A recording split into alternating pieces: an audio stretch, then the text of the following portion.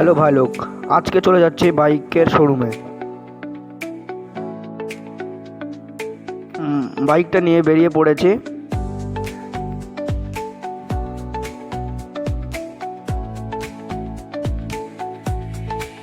বাইকের শোরুমে গাড়ি রেখে এই দোকানে বাইকের জন্য কিছু কিনতে চলে এসেছি।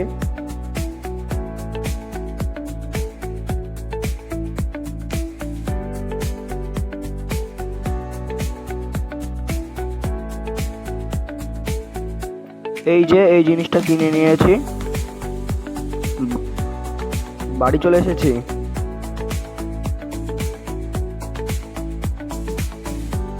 বাড়ি এসে দেখতে পাচ্ছি যে মা বাবার গুরুদেব মারা গেছে, তাই গুরুদেবের নামে শ্রাদ্ধ করছে।